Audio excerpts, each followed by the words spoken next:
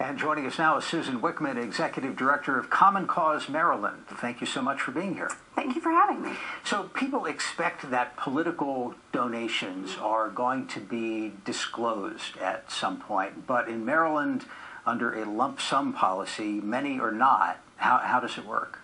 Well, the way that it works, I think original idea behind the provision was to not try to capture the large donors and not to capture the small donors. So if you had a fundraiser where you had a 50-50 raffle and a few people, you didn't necessarily have to give them receipts, which would require that you... It's a paperwork issue. It was a paperwork issue. But what we're finding now is that some committees are actually having very large percentages of their contributions being reported in lump sum, and that really takes away from the voters the ability to see who's making contributions, so they don't have that informative aspect as to who's supporting those committees and candidates, and also it makes it hard to track whether or not the limits are being followed. Is there a cutoff for what size the donation has to be to fit under lump sum? It has to be under $51, but or $51 and under, but the amounts that some of the campaigns are reporting are in the thousands of dollars, and sometimes up to 40% of the contributions they're taking in. So there's nothing to stop somebody from contributing $50 every half an hour? Is that... No. Okay. At some point, once you reach a certain level, you have to issue a receipt. They have to track these people anyway.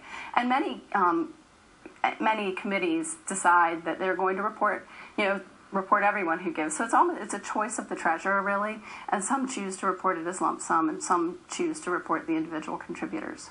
Now, the legislature did close another loophole in the last session. The governor signed the bill that would require more disclosure of independent contributions. How big a deal is that from your perspective?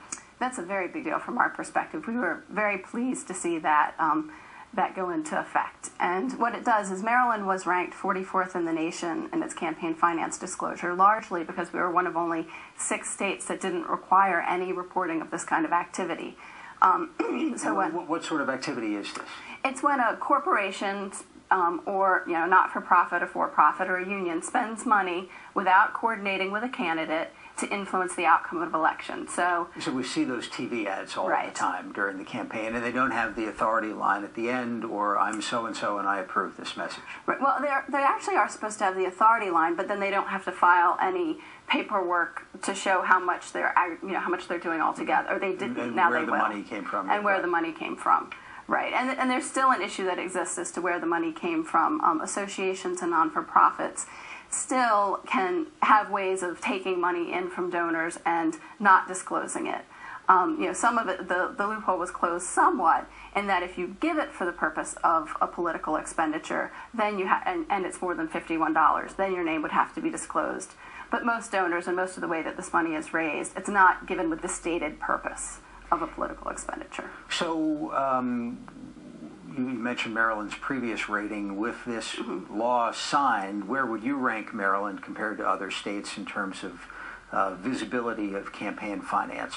Well, we accomplished something this session that I think was really great for the state of Maryland and is leading the way in the country, in that not only do these expenditures have to be disclosed to the State Board of Elections, they also now have to be put in a shareholder report or with a link on the homepage of a website.